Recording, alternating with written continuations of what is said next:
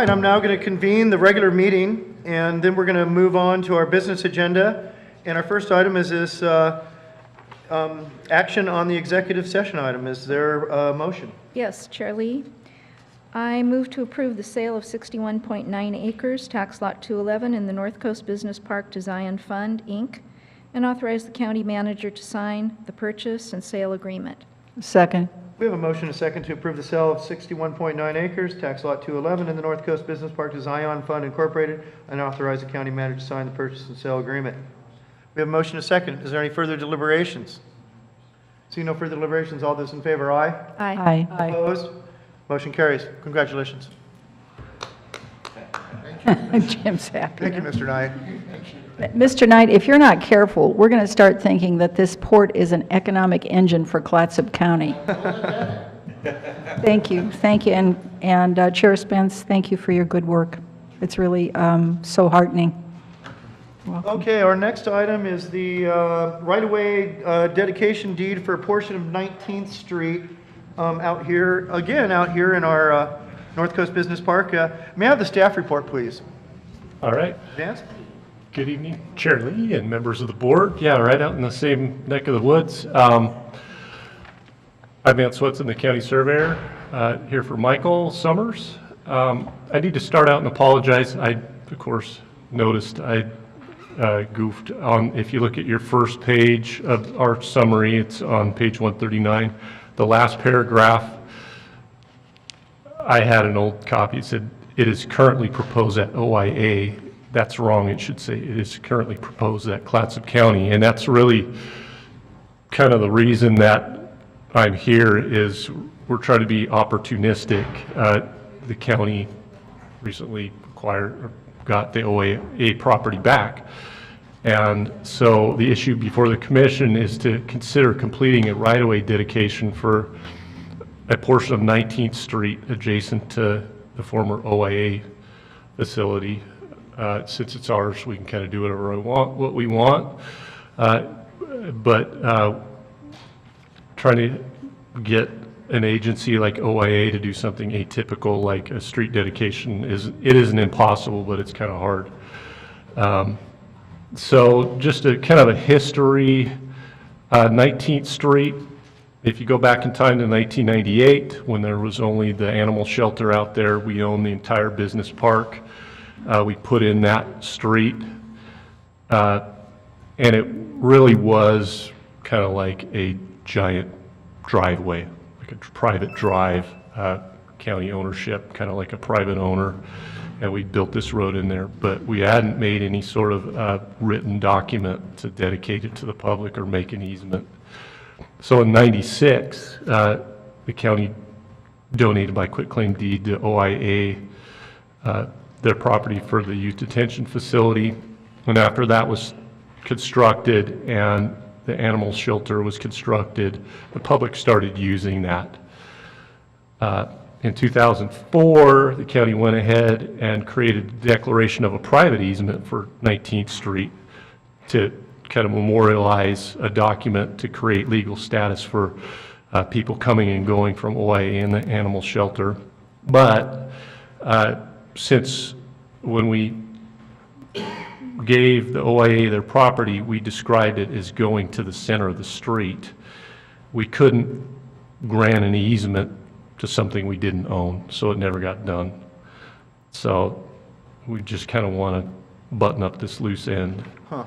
So this is So kind of a housekeeping issue. it's definitely a housekeeping. This road, is the road up to like all the standards, DOT Right, standards it's the and one, everything it's, already? yeah, I think probably it's news to everybody that it's not a public road already. It's the one that goes in between Yeah. the animal shelter and the OIA facility and the forest rim. So we And- have minimal physical impact as the portion of the right-of-way is currently maintained as Clatsop County Road. So Right. could you describe a little bit of the minimal physical impact? It could just be staff time? It just, the time it takes to prepare the deed and to dedicate it, and so, yeah. That's minimal. Mr. Chair, I move to approve the right-of-way dedication deed for a portion of Southeast 19th Street and authorize the chair to sign the deed of dedication. Second. We have a motion and a second to approve the right-of-way of the dedication deed for a portion of Southeast 19th Street and authorize the chair to sign the deed of dedication. Seeing no further deliberations, all those in favor, aye. Aye. Opposed? Motion carries unanimously. Thank you for picking nits. Got a whole bunch more to do. Thank you. Okay, and now, our next item is the appointment of an order appointing interim county manager. And I've thought a lot about this, and I think that this is a good opportunity for the board to set up a smooth transition. Monica Steele has been the assistant county manager for, I think, a year now. Is that right? Yeah, And I think that, seems like 10. and I think that this is a good opportunity to set the stage for the new board, to have some continuity of staff. I've heard most folks have really support this, and I think appointing Monica Steele as the interim county manager and appointing Paul Williams as the interim county manager pro tem will really help in the transition for the new board as they seek to find a new county manager. And I think this gives a good, smooth transition, and I hope that the board supports it. Does anybody have any questions about this? Otherwise, I'd look for a motion. So, Mr. Chair, I just want to be clear that I'm all for a smooth transition, and I'm all for the new board conducting a thorough, extensive search after it's declared itself as having ends, policies, goals, a mission, and looking for some way to quantify what the board is about and what it wants to hold its county manager accountable to. That's, for me personally, I intend to vote for this motion. Oh, great, thank you. Myself, I appreciate all the work that Monica has put in this past year. I know that she cares very much for her community. For myself, I would have liked to have had a chance to interview you and talk to you about what your goals and values are. But that's not something that has come about. I would also like, and this is probably something that we can work on with the new board, what exactly are the job description, what are we looking for, how do we look, what is the process? I know that this board has already gone through this at least twice on looking for a new county manager, and I'm sure that you'll also be able to put your name in there for a new county manager, but what I'm interested in is the process of doing that as we go forward. And so I'm sure I will learn as we go, but I would have liked to have had more information. But I understand that this is what it is. So I don't have a problem supporting you as an interim manager, Monica. I cannot imagine anyone could know this county, this board, staff, the operations any better. I can't imagine. I just don't think it would be possible. I would like to make a motion to appoint Monica Steele as interim county manager and Paul Williams as interim county manager pro tem, effective January 5th, 2019. We have a motion. Is there a second? I'll second that. We have a motion, a second, to appoint Monica Steele as interim county manager and Paul Williams as interim county manager pro tem, effective 1/5/19. Seeing no further deliberations, all those in favor? Aye. Aye. Aye. Opposed? Motion carries unanimously. Thank you. Thank you, board. Congratulations, Monica. I'm sure you'll be very capable in that position. I've really enjoyed working with you. Sure, yes.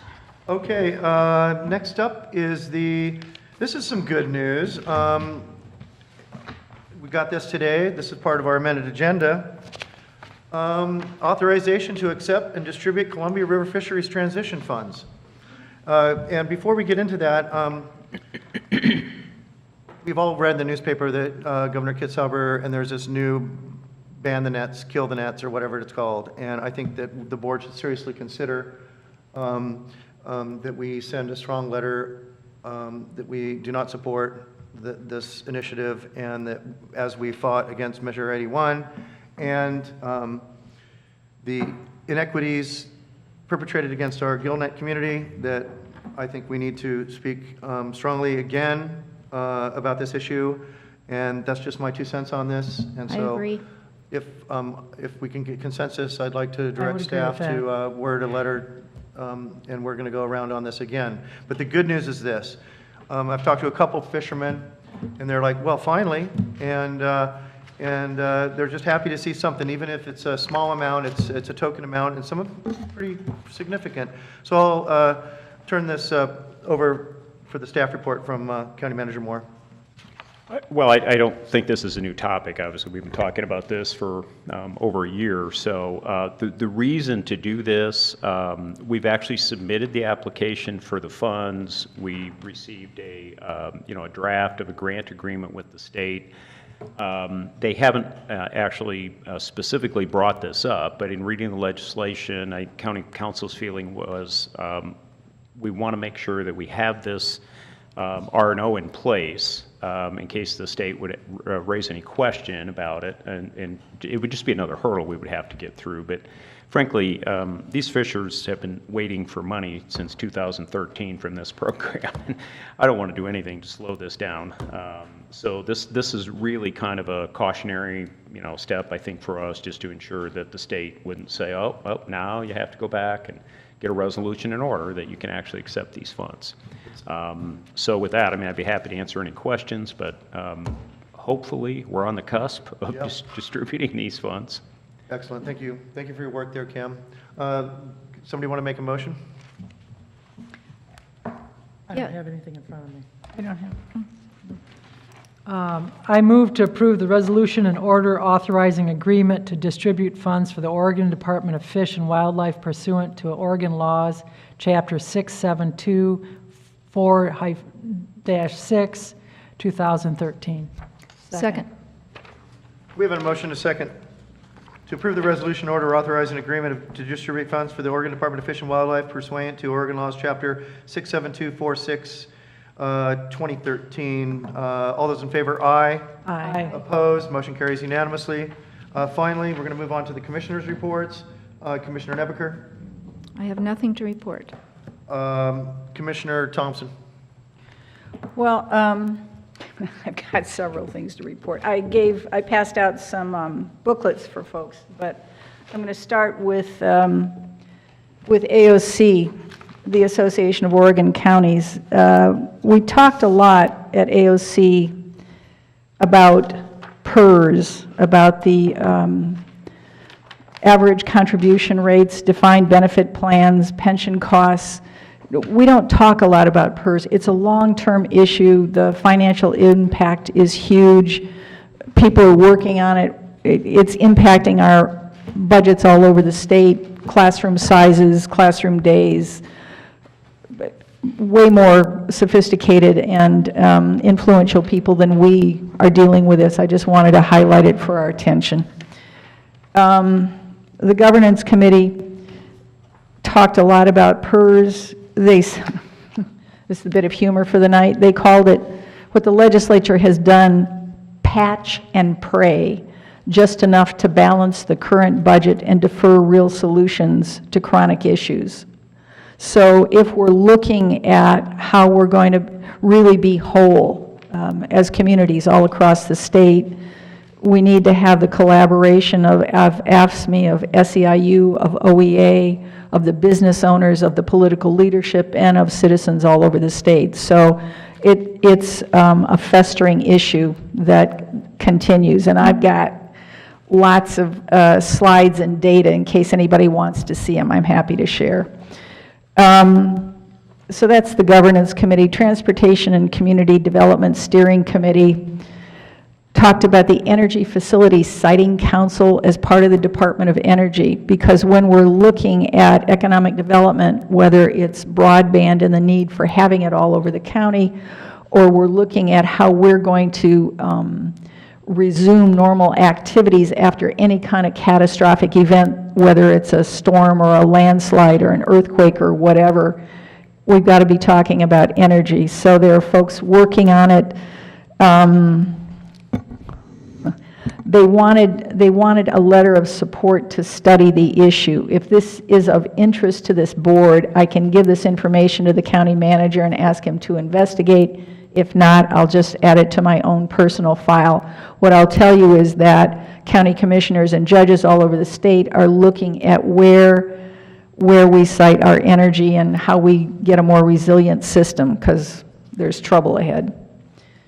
I went to the legislative committee meeting. We talked about the wildfires, about how there were 1.3 million acres lost in Josephine and Curry counties in the last 20 years. So when we talk about catastrophic events and we think about climate change and we look at the forests all over Oregon, there's a lot of long-term issues to consider. So what we're trying to do, AOC, is to connect constituents and lawmakers with issues and policies that matter in such a way that both good and bad bills are made better, using a one-page problem, solution, and actions. This is what AOC is going to be asking county commissioners and judges to participate in all over the state. So I'm hopeful that the new board will continue to be more and more active in AOC so that we can speak on behalf of our county to our legislature in Salem in a way that's effective.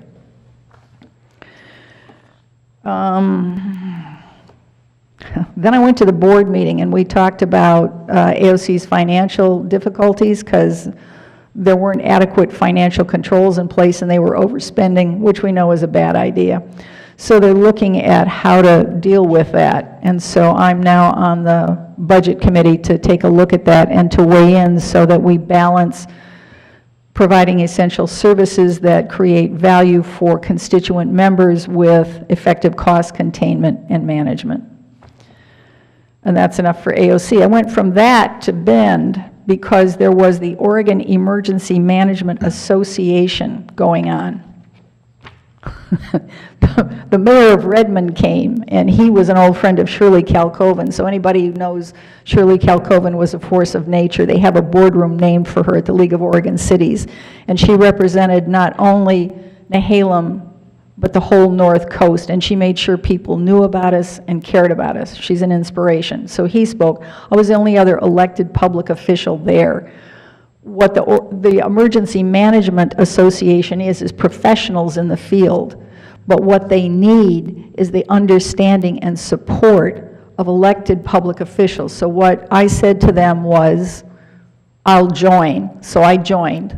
Gave them my credit card and joined. And I suggested that they have a category of membership for public officials to reach out and draw in public officials so that there's a role for public officials in managing emergency preparation, response, and recovery, because I think that's the way that more people are going to be helped. I got this dandy little book on how to protect your house from wildfires. So if anybody's interested, I'm calling the guys to cut the brush around my house today. I just want you to know that. They had vendors there. One of them was the Interagency Modeling and Atmospheric Assessment Center. It's a no-cost expert help available 24/7 to assist state, local, tribal, and territorial emergency responders, emergency managers, and public health officials with incidents involving chemical, biological, radiological, nuclear, or explosive agents. That's called sea burning, or large-scale releases of hazardous materials. So you can call in the data nerds. Larry Taylor, I'm talking to you. They have algorithms for this stuff, and they're willing to give us and everybody free help. So that's a great resource.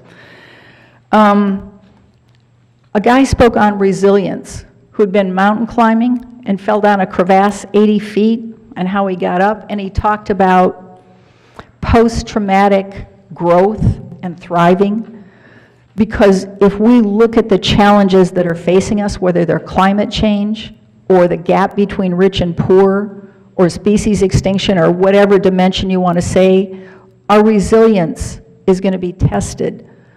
So what they're talking about to the emergency management professionals and what we can think about among ourselves and with our people is, how do we become more resilient? So I was thinking about that when we just voted on increasing our economic resilience by this development at the North Coast Business Park. Because what we're talking about, we're going to have broadband capacity, we're going to have a more, what do I want to say, a more adequate tax base. All of these things help build our community resiliency, because it's the economic resilience of a community that determines its resilience after a catastrophic event. So the two go hand in hand, and as we increase our economic capacity and resilience, we're going to be more able to deal with whatever happens from whatever source whenever it happens. So that's important. They had a guy talk about the wildfires in Santa Rosa, and I want to tell you, it's scary, because he talked about how the fire leapfrogged and destroyed whole blocks in 2 to 3 minutes. 2,200 to 2,700 degree temperatures melted the valves off, melted the meters, created toxic chemicals that leached into the water system. So their cost of redevelopment has gone from $250 a square foot to $850 a square foot because of the scarcity of contractors and materials and land. I mean, the scope of what we're contemplating is fearsome. So as we take baby steps and expand our capacity to deal with thinking about threats, it's useful to have the experience of people who come before us.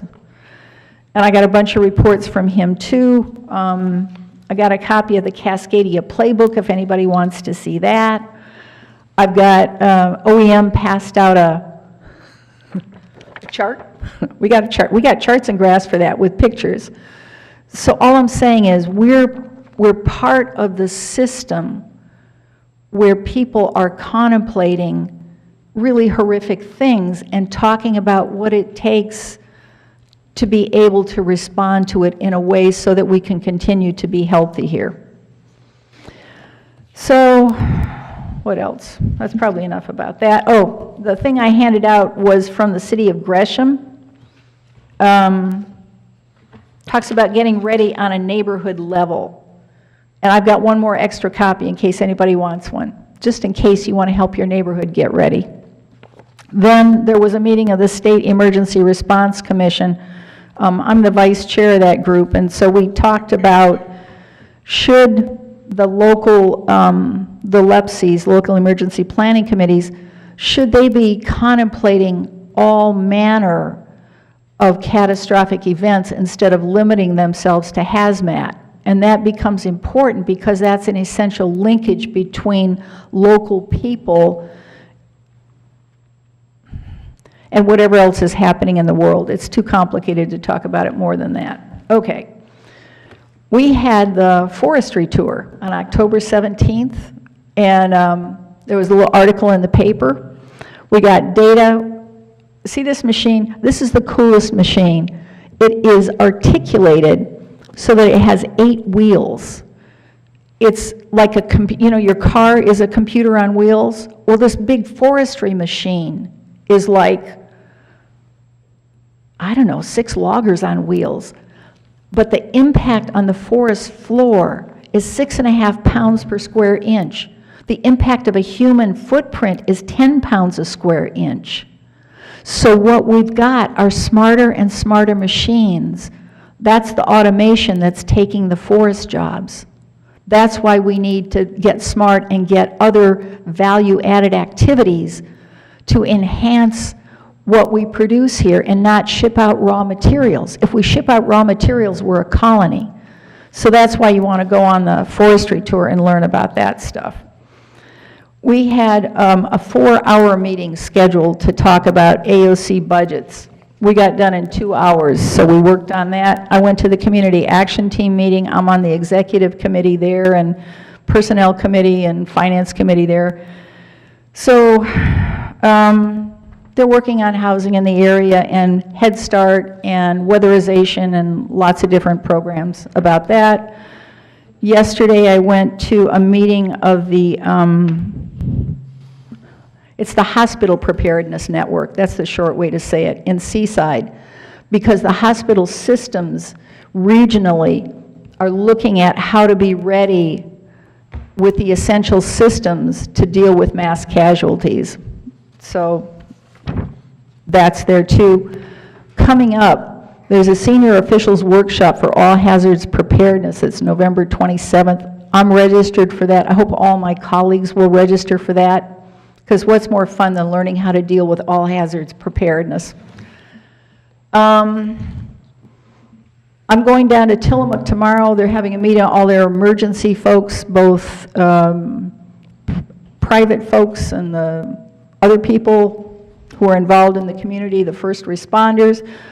Then I'm going to go on to Monmouth because the Red Cross is having a regional speaker there. And then Friday, the Northwest Oregon Works Board is meeting in Corvallis. So that's it for this week. Thanks. Commissioner Sullivan. Thank you. Tomorrow I have a Northwest Senior Disability Services Board meeting. One of the things that they're talking about is, I believe there's going to be a change on how people can access care from the state that's now coming into these different agencies, and so they're working on how to integrate that. I thought I had the second person for the Disability Advisory Committee, but that person is unable to do that. So I'm still looking for somebody who will be on the Disability Advisory Committee for the Northwest Senior Disability Services. And then Friday, I'll be going to Salem for the FTLAC meeting, and one of the topics is the Habitat Conservation Plan, the business part of it. I'm very hopeful, because I just want to remain hopeful that we have that, and it's something that we value here in Clatsop County, and so I will be going to listen to that on Friday. And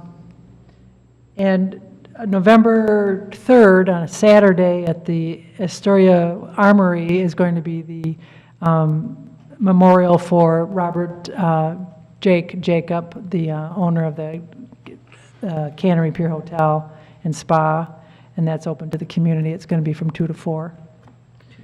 For those of you that need a scary Halloween story to read, I am listening on Audibles to a book by Michael Lewis that some of you may have already read. It's called The Fifth Risk, and it's about the transition between administrations, and it is spine-tingling scary. So. And then finally, I wanted to, when last time I was here, I didn't have I had my paperwork, but I lost it. So I just wanted to give another shout out to our Director of Emergency Preparedness and Management. And I'm reading out of the Daily A that Kate Brown, appointed County Emergency Services Manager, Tiffany Brown, to the State Earthquake Commission. The appointment runs through June 2022. And I think that's something really to be proud of, and I'm happy with the work that she's doing, and as we go forward, we'll have to see how we can continue to help her with that.